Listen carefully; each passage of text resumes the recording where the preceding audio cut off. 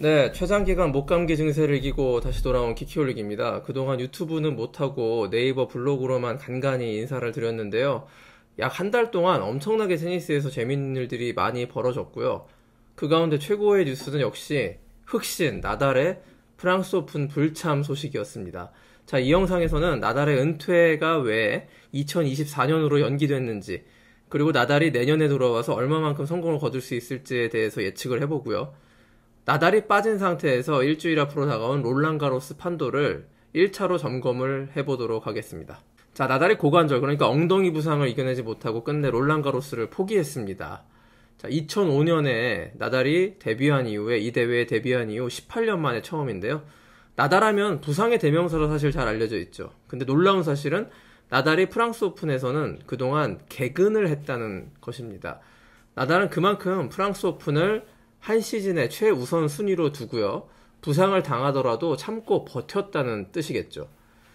나달의 롤랑가로스는 테니스는 물론이고 스포츠 전체 역사에서 아주 손꼽히는 기념비적인 기록의 최고 결정체라고 볼 수 있습니다. 나달의 롤랑가로스 18년 역사를 잠시 되돌아보고자 합니다.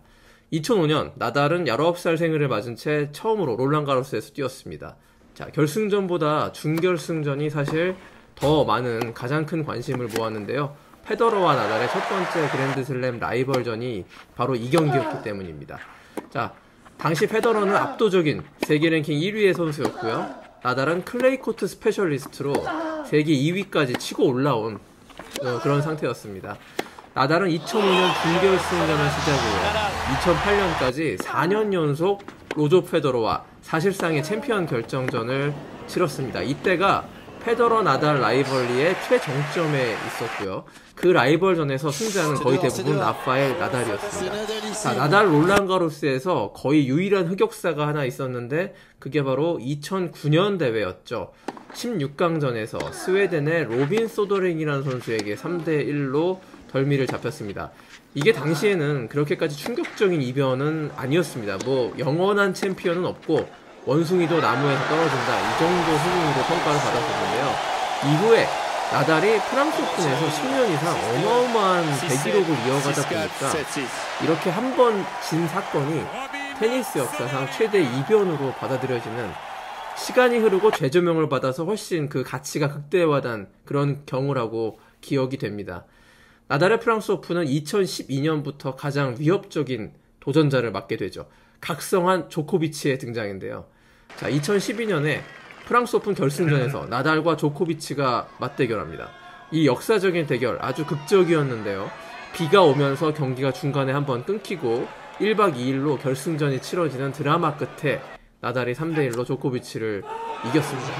2012년부터 4년 연속으로 나달과 조코비치는 롤랑가로스에서 만납니다. 그러니까 나달한테 페더러가 도전하는 롤랑가로스 구도가 이제 나달이란 챔피언에게 조코비치라는 더 젊고 강력한 도전자가 나온 셈이라고 볼 수 있는데요.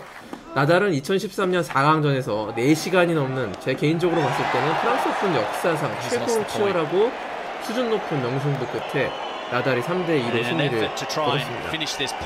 자, 2014년 결승에서도 만났는데요. 이 2014년 조코비치는 거의 최전성기라고 볼 수 있어서요. 자, 많은 사람들이 이번에는 조코비치가 이길 거라고 생각을 했고 실제로 1세트를 먼저 따내서 드디어 장강의 앞물결이 뒷물결을 밀어내나 이렇게 싶었는데, 역시 클레이 코트, 특히 프랑스 오픈 필립 샤트리의 코트에서의 나달은 정말 특별한 힘을 지니고 있었습니다. 3대1로 또 역전승하고 우승을 차지했습니다.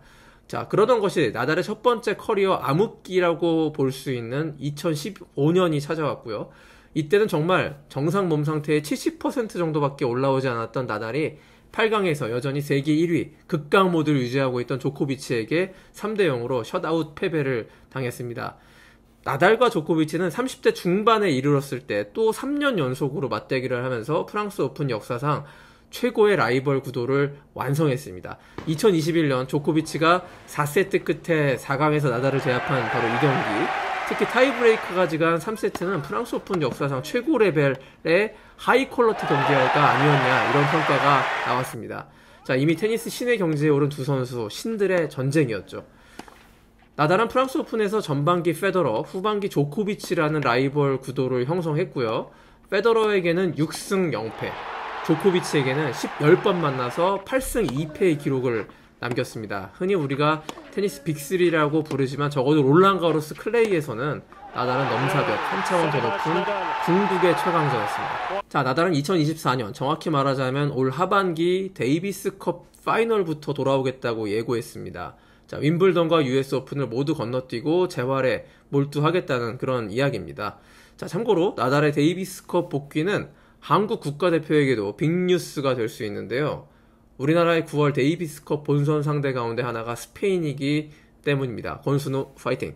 자, 올 하반기부터 나달이 복귀를 한다는 계산 하에서 랭킹이 100위권 훨씬 바깥으로 떨어질 것이기 때문에 나달은 투어 파이널스와 같은 프리미엄급 대회에 뛸 수가 없습니다. 내년 호주 오픈부터 차근차근 시작을 해야 할 텐데요.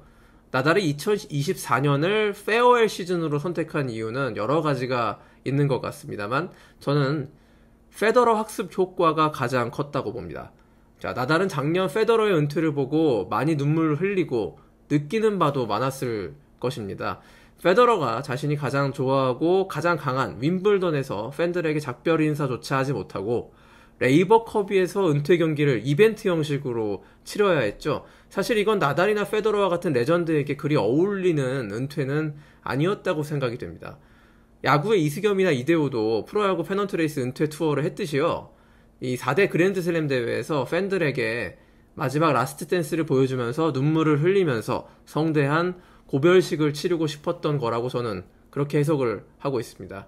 또 나달이 10차례 이상씩 우승한 클레이 마스터스 시리즈, 로마 오픈이나 몬테카를로, 또 바르셀로나와 마드리드 오픈 같은 곳에서도 팬들 앞에서 마지막으로 화끈한 테니스를 보여주고 끝내고 싶었을 거라고 생각합니다. 자, 또 한 가지 2024년을 은퇴 기점으로 한 이유가 있다고 생각이 되는데 그건 내년이 바로 파리올림픽이 열리는 해이기 때문입니다. 나달은 파리올림픽 테니스가 롤랑 가로스에서 열리는 걸 누구보다 잘 알고 있습니다. 이미 올림픽 단식 금메달까지 따낸 나달에게 파리올림픽이 뭐가 그렇게 중요하냐고 생각할 수도 있겠지만요. 나달은 스포츠 강국 스페인에서 쟁쟁한 축구 스타들보다 더 레전드로 추앙받고 있는 어마어마한 선수입니다. 나달의 파리올림픽 참가는 스페인 스포츠 전체의 축복일 것이고 파리 롤랑가로스가 올림픽 경기장으로 변신하는 그 처음이자 마지막일 대회를 절대 놓치고 싶지 않을 것입니다. 꼭 금메달 획득 이런 게 아니라고 하더라도요. 자, 나달이 내년 시즌 부활, 클레이에서는 충분히 가능한 시나리오입니다. 하드코트에서는 쉽지 않겠지만요. 클레이 코트에서 몸이 아프지 않은 나달을 만나는 건 여전히 모든 선수들에게 악몽 같은 일입니다. 특히 나달이 수술을 받지 않고 재활로만 회복을 하고 있다는 점을 강조하고 싶은데요. 자, 고관절의 경우, 엉덩이 같은 경우 수술을 받으면 사실상 예전의 기량을 회복 못한다고 알려져 있습니다. 자, 최근에 앤디 머리가 고관절 수술 뒤에 전혀 다른 B급 선수가 됐고요. 예전에 토미아스라는 선수가 비슷한 부분에서 수술대에 올라가지고 예전의 기량을 끝까지 회복하지 못했던 일이 있었습니다. 나달은 그래서 알고 있는 겁니다. 수술을 받지 않고 고통스러운 재활의 과정만 거쳐야 정상 궤도로 올라설 수 있다는 걸 말이죠. 나달은 빠졌지만 롤랑가로스는 계속됩니다. 일단 너무 강력한 끝판왕이 없어지면서 다른 선수들에게 문이 활짝 열렸다고 볼 수 있는데요. 자, 그럼에도 불구하고 나달은 없지만 여전히 우승 경쟁은 치열합니다. 키키올리기 1순위부터 5순위까지만 픽하도록 하겠습니다. 자, 클레이 시즌 성적과 메이저 우승 경력 그리고 최근의 폼과 기세 등을 종합하면 우승 후보 1순위는 카를로스 알카라스, 2순위 노박 조코비치, 3순위 홀거 루네, 4순위 다니엘 메드베데프, 5순위 저는 야닉 시너로 가겠습니다. 자세한 이유는 프랑스 오픈 개막 직전에 여자부와 묶어서 다시 한번 분석 영상을 올려드리도록 하겠습니다. 마지막으로 나달이 빠져서 이번 프랑스 오픈 실망하신 분들 많으실 텐데요. 그래도 저보다 실망하실 수는 없을 겁니다. 왜냐? 바로 이번 프랑스 오픈을 KBS 취재기자로 현장 취재를 가기로 결정됐기 때문인데요. 그래서 저야말로 나달의 결장이 너무너무 아쉬운 1인이라고 강력하게 주장합니다. 자, 저는 감기에서 회복했으니까 프랑스 오픈에 가서도 키키올리 영상 많이 올려드릴 것이고 로마 오픈 결승전 결과 보고 다시 곧 이어서 영상으로 찾아뵙겠습니다. 고맙습니다.